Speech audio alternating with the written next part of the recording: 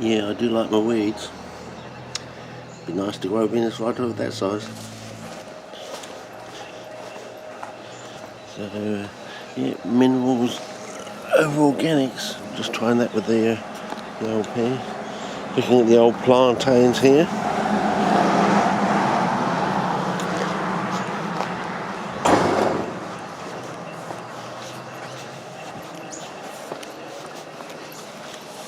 Yeah, I do like the old plantains. What are they doing? Nice pot size for a Venus flytrap. So,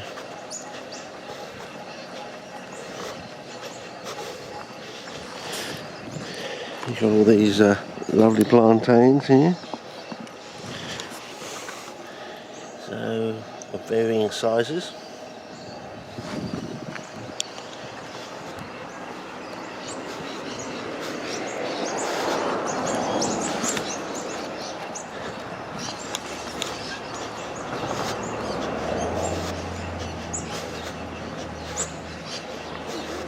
I've just thrown some weeds.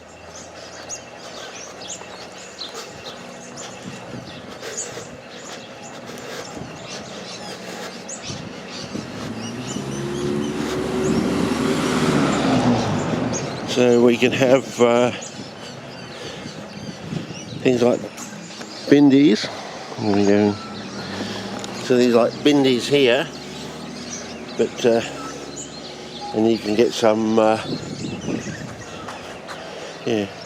plantains there. But if we go across the road to this light fixture that regularly gets rusted out because we've got this boggy section over here.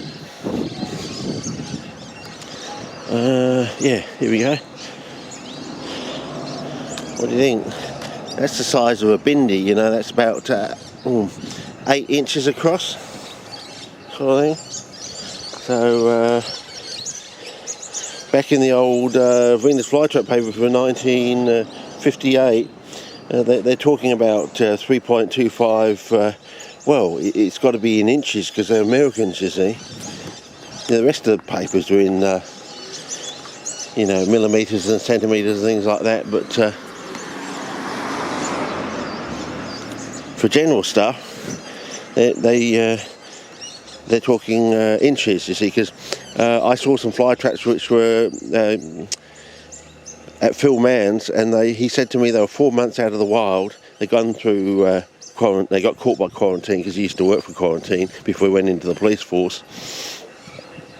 And yeah, they were of that sort of size, 3.25 inches, and you could see the trigger hairs from across the other side of his 60 centimetre walkway in his greenhouse. That's how you can tell whether a Venus flytrap in a picture is actually big or not. If you can see the trigger hairs looking at the photograph, it's a big plant. If you can't see the trigger hairs, it's a small plant. I mean, it's quite easy to determine that if you know that, you see, if you've pondered these questions in the past like I have. So, this idea of having 4-inch traps, 4-inch traps, 4-inch petioles, therefore the whole plant is 8 inches across, is not out of the question. It fits in with everything else in horticulture. So this is quite a swampy area, and we haven't even got to the wettest part of the year yet. So I think by July into August it gets really wet here. So much so that it usually rusts out the light, and they have to come and replace it every year and a half, basically. 2 seasons and it's gone ski. So yeah. Anyway, so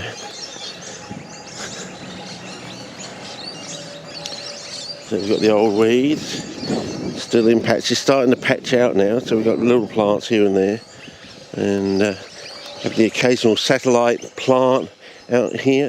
There's one satellite plant starting. That'll be starting a new colony. So yeah.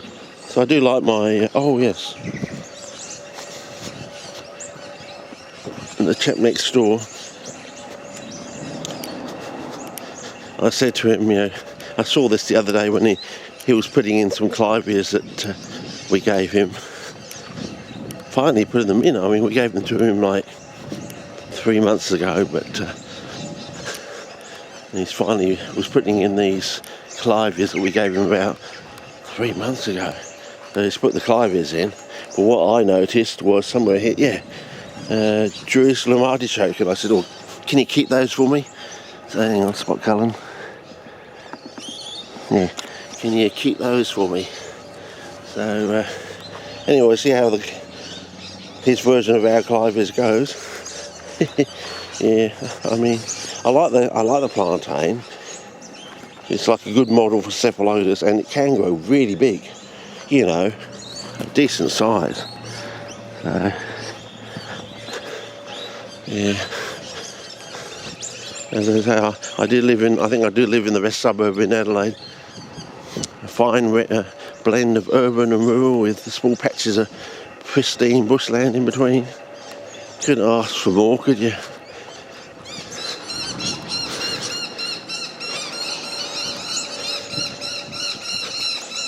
I think he's even stuck. Yeah, that's right, fellas. I think he's even stuck one in there. Return to Caesars, I think. This thing that was almost dead is bloomed out. Okay, what do we got now? Well, you got to ask yourself, why is the strawberry still green? That's the question. Anyway, I got myself a horseradish, and it did this thing I was talking about with Joel many months ago. It started sweating all the leaves. I just took it out of the pot, out of this little mini pot here, and it just started, all the leaves just started sweating. Beads and beads, almost like guttation in a way.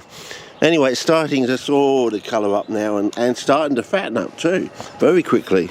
So hopefully it'll come back, but I don't know whether some birds had a tug at it or something the next day, because I was off to jury duty again. So yeah, they all got called back from Monday to Tuesday. It's yeah, it was a very, very strange affair. Some bloke got onto the trial and suddenly realised he had actually witnessed the stabbing in town, and said, "Hang on, I remember this. I was there. I saw it." And of course that caused a mistrial. So they all had to come back on a Tuesday, and we were there. One good thing though, I noticed that all the numbers of the jurors are exactly 3 apart. So whether it's something to do with prime numbers, I don't know. But and I missed out on getting on to a 4-week trial in July by yeah. Anyway, and the person was 3 before me got on there for a 4-week trial into July. So yeah. So yeah. Anyway, so my jury duty should be over by the end of this week, but you never know. You never know. All sorts of things are going on. So anyway, so let's have a look at this. I noticed all the I mean, you call them not stipples, thorns or spine. I mean, yeah, you've got to be so careful with this thing, because they're all independently negotiated in botany, these things. Whether it's a thorn, a spine, all sort of trichomes of sorts. So yeah.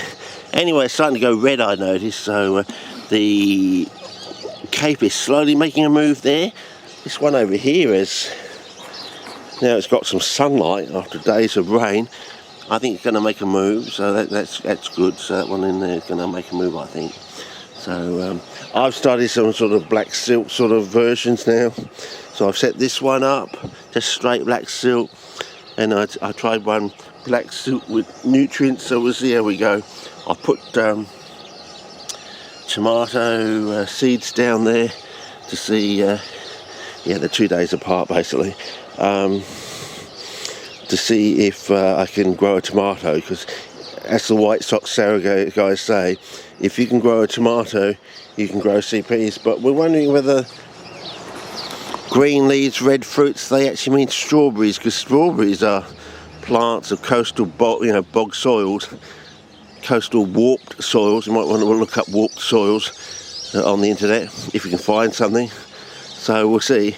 But yeah, I mean, compared to this and that just went straight in, no problems. This one, as I said, I came out at night time. It was sweating at night time, all over the leaves. It wasn't just here and there.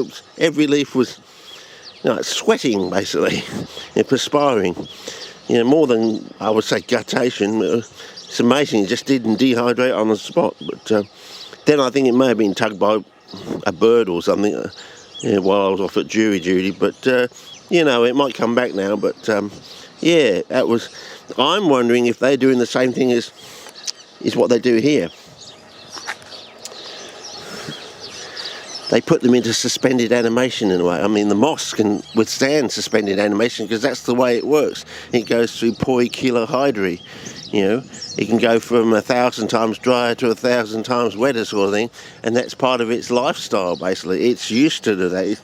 It's designed to do that now through evolution sort of thing. So it can do that. It can cope with that. Whereas these things, I think, at the shops they have them in like a suspended animation sort of thing. So what we've done here is what they're doing there, and they don't actually grow until you take them out of the pot basically. If you're sitting there, they'll just sit there, mildly grow. They hardly grow because they don't want them to get all bushy at the shops because they look unwieldy and they don't look nice and fabulous sort of thing. So it's like these plants down the shops, they almost seem to be as if they're fluorescent or they're glowing or something. I remember, Oliver's on, is it Tapley's Hill Road?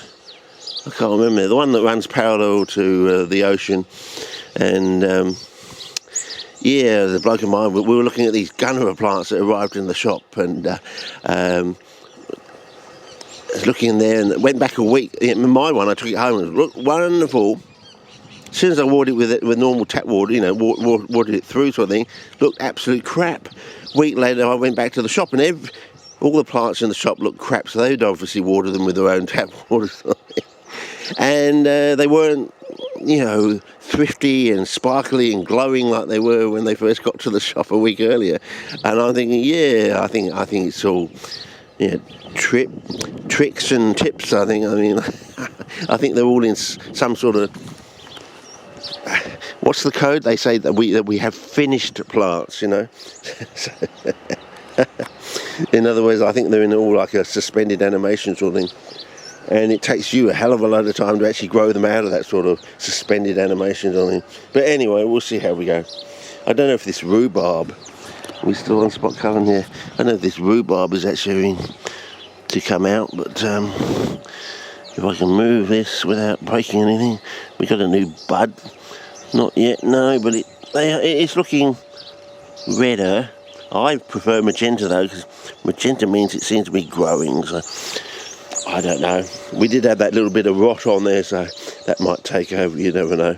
But hopefully we'll get a new shoot coming through eventually. But I'll ask yourself, if magnesium is the atom at the central heart of every chlorophyll molecule, and every chlorophyll molecule, there are many molecules in each chloroplast of every cell, except for the, achloros root cell sort of thing.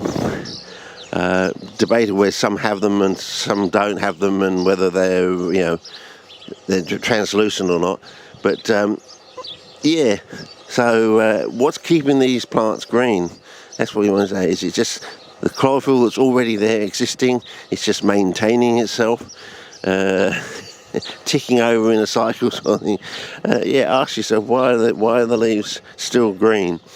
You think, well, they talk about nitrogen drawdown, but we've learned that if you keep it saturated, you won't have problems with nitrogen drawdown. And well, there's some evidence here to show that, but more generally speaking, it seems to be the way.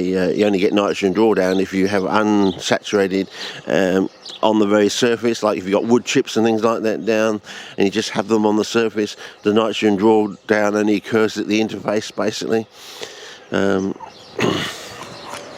So anyway, we'll see how we go with this thing and see if it bounces back sort of thing. But it was very surprising. As I said, the whole thing just basically sweated itself.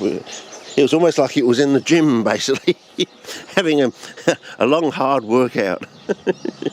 Okay, so anyway, we'll see how we go with these things and see if we can grow a tomato from seed, and to see if we can get one to grow and, do the normal thing, grow up, sort of thing. Anyway, out of season times of the years as well, because I think that's what you have to do. You've got to be able to germinate. You've got to take a plant through its whole life cycle, and I think you've got to have the power to be able to do it out of season as well. Anyway, we'll see how we go. I did a few other things too, and you set a few other ones up, and they seem to be all right sort of thing. And it's a slow Mozartian learning curve, fellas. Yeah, this one's not too good, but that's why I'm doing the black silt sort of thing. I'm trying to avoid what's going on in that pot, this sort of delayed action. This should go good eventually, but I don't want this sort of knockback you get when you first make it up sort of thing. So I want to go straight out of the gate, you know. I want to see that horse bolt straight out of the gate. Anyway, that's about it for now, I think. At least they're getting some sunlight now after about a few days of rain, and I think that'll be about it, I think, for this one anyway. Okay, over and out. I do like my weeds, my CP related weeds. Okay, over and out. See ya.